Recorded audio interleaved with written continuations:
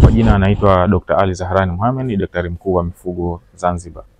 Leo hii tupo hapa katika maeneo ya Maungani katika ofisi za Next Level, ambao hawa wanajihusisha zaidi na kuleta bidhaa za nyama katika visiwa vyetu vya Zanzibar. Leo hii tupo hapa kwa ajili ya kufanya ukaguzi juu ya habari ambazo tumezipata kupitia kwa wasamaria wema juu ya bidhaa ambazo zinazoingia nchini kupitia kampuni hii. Kwa hiyo tupo kwa ajili ya kuweza kuzikagua ili kuweza kuhakikisha ubora na usalama wa nyama hizi, lakini pia uhalali wa nyama hizi kuweza kuingia katika visiwa vyetu. Tulichokigundua kwamba uingizwaji wa nyama hizi hazikufuata taratibu sahihi katika kuweza kuingizwa katika visiwa vyetu, kwa sababu vibali ambavyo wameviomba katika kuingiza hizo nyama hazikuwa zimekidhi au hazikuwa zimefuata taratibu kamili, kwa sababu inaonekana kwamba kuna udanganyifu ambao umetumika katika kuingiza bidhaa hizo. Kwa mfano, waliomba kibali cha kuweza kuingiza nyama ya nguruwe kilo 1000, lakini tulizokigundua nyama kilo 1770 ndizo ambazo zimeingia baada ya kufanya ukaguzi.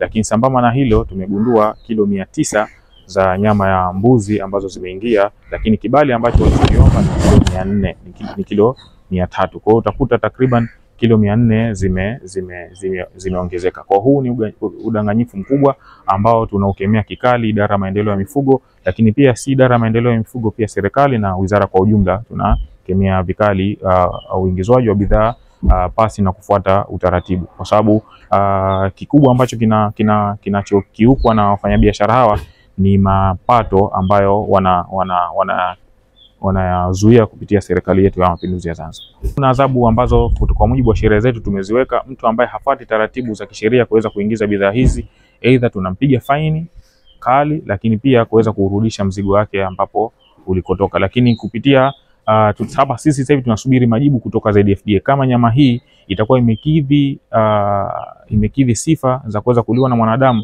basi tutampiga faini ili mara pili asiweze kurejea kosa ambalo amelitenda. Kwa jina naitwa Thamra Mistalib, ni mkuu wa ukaguzi wa bidhaa za mifugo kutoka ZFDA.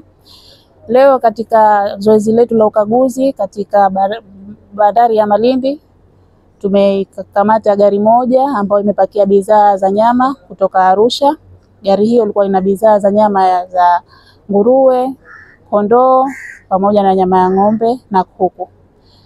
Katika kufanikisha zoezi hilo tumefanya ukaguzi, tumezikagua bidhaa zote na tumechukua sampuli kwa ajili ya vipimo vya maabara.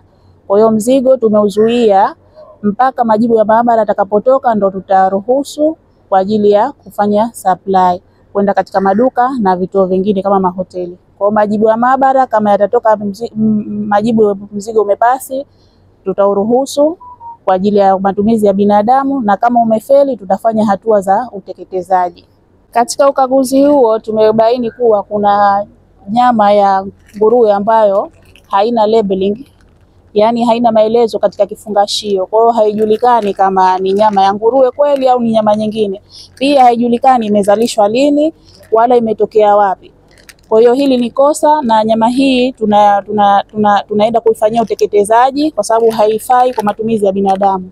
Kwa sababu mtumiaji anaweza kaitumia hii kamletea madhara, kwa sababu unaweza kuwa isha expire kipindi kirefu, lakini hapa haijulikani. Kwa hiyo tunachokifanya kutokana na sheria yetu ya ZFDA, product kama hizi zinatakiwa zifanywe uteketezaji. Kwa hiyo hii leo tunaenda kuziteketeza, na nyama hii zipo pakti za kilo 70. Ni nyama ya nguruwe kilo 70. Kwa hiyo zote tunaenda kuzifanyia uteketezaji.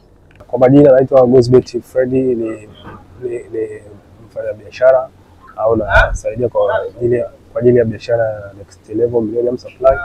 Leo tumetembelewa na wakaguzi ambao wanafanya ukaguzi wao wa mara kwa mara. Tumefurahi kwa ajili ya ukaguzi. Kukaguliwa ni jambo jema, na tulikuwa tunaomba basi ukaguzi huo uliofanyika, ripoti inayotolewa itoke mapema ili sisi tuweze kusupply mizigo iende wafikie wateja kwa uharaka. Basi hata wakijitahidi kwa leo au kwa kesho, ili na mizigo hiyo waweze kuwafikia wale wa final consumer. Kikubwa ndo hayo tu.